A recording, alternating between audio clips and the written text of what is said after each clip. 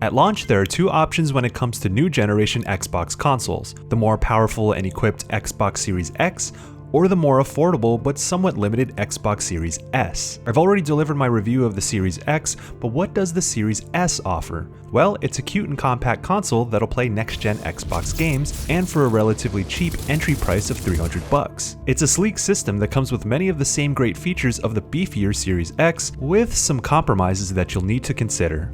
Let's first talk about performance. The RDNA 2 GPU and Zen 2 CPU from AMD that are packed into the Series S are scaled down versions of what's in the Series X. It's all part of the same tech architecture.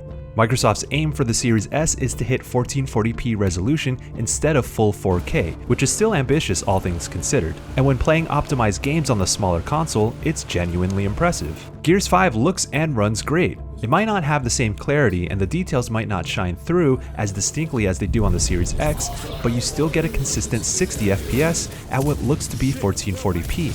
The Series S also has room to do 120 FPS if optimizations allow for it and you have the proper 120Hz display.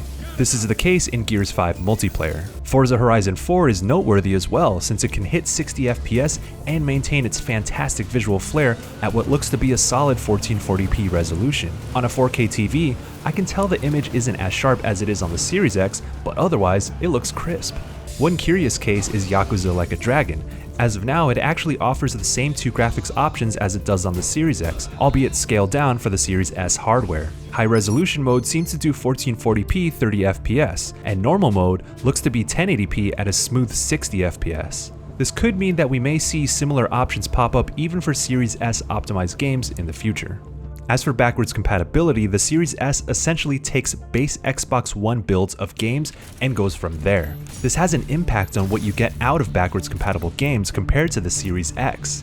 If a game is not optimized for next gen, the Series X will play the 1X enhanced version. However, the Series S will only play the base Xbox One version, meaning you'll miss out on the enhancements that came from the previous generation's high-end console. For example, let's look at Final Fantasy 15. On Series X, you can access the 1X enhancements, which allow you to choose to boost frame rate or crank up the resolution. When playing on Series S, you simply get the base Xbox One version that runs at a capped 30 FPS with its blurry sub 1080p resolution.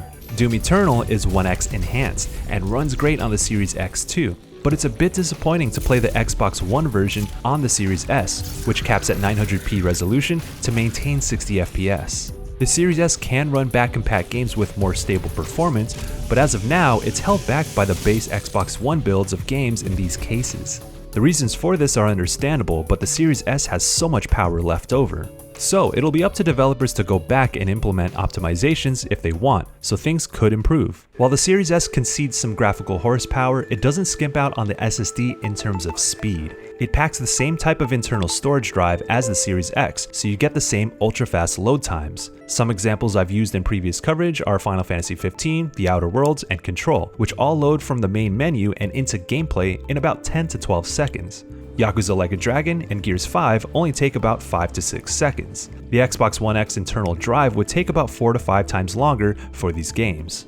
To me, this is a real game changer, a practical and tangible benefit that makes the gaming experience closer to seamless. Once you get a taste of super fast loading in games, you will not want to go back to anything lesser. Where the Series S makes a major cut is in its SSD's size. The 512GB internal drive actually comes out to 364GB of free usable space. Considering the size of games, this is not a lot of storage. If you play all of Call of Duty's modes, well, that's a third of your drive gone. Now, some games actually have smaller install sizes specifically for the Series S. Forza Horizon 4 takes up 71.4GB on the Series S as opposed to 84.6GB on the Series X. And Gears 5 takes up 55.1GB, down from 71.9GB. This helps somewhat, but not by much. However, Sea of Thieves chops off a lot, down to 17GB from 46.6GB. Developers can decide which assets are part of the installation, so mileage may vary. You have some options for expanding storage though. The 1TB Seagate drive is technically the best solution, but it's also the most expensive. At $220, you'd be paying more than you would for a Series X if you're gonna pair that with a Series S. You can use external USB 3 drives to play backwards compatible games, and the load times can be pretty quick on external SSDs. However, you can't play next-gen or Series S optimized games straight off the drive. You have to transfer the install files to internal storage, which thankfully doesn't take that long. Either way, if you want to move beyond that 364GB limitation and you don't already have an external drive, it's going to cost you. Most other things stay the same in terms of the user experience. The UI is the same. It's as snappy as it is on the Series X, and Quick Resume works exactly as it's intended. As I've said before, suspending up to 5 or 6 games and jumping between them in a matter of seconds is pretty sweet and a useful feature. And the fact that games stay suspended after powering off the system is cool too. As we move more toward digital distribution, the lack of a disk drive on the Series S might not be all that bad, especially considering the emphasis on Game Pass for Xbox's future.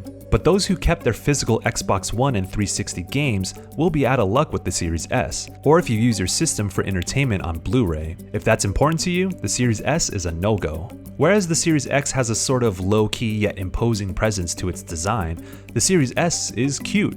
Maybe you think it's a plain white box with a big fan vent on top, but considering the power it packs and the fact that it's a next-gen system, it's impressive. It's tiny, light, and sports a minimalist aesthetic, and it's literally the smallest Xbox ever. Overall, it's nice that you can access next-gen for $300 with a compact box like the Series S. An entry-level option is just cool to see out there. Moving forward, games will naturally accommodate the Series S, so impressive cases like Forza Horizon 4 and Gears 5 will be more common. Whether or not this should be your system of choice for next gen is determined by how much its compromises affect you, and also if you care about 4K. If those things are important to you, consider saving a bit more for a Series X. The Series S could serve as a great cost-effective system that is complementary to, say, a PlayStation or Switch, if you just want to access what the platform offers now or what's to come in Xbox's future. And if you don't mind the graphical and storage gap, this is the Xbox for you.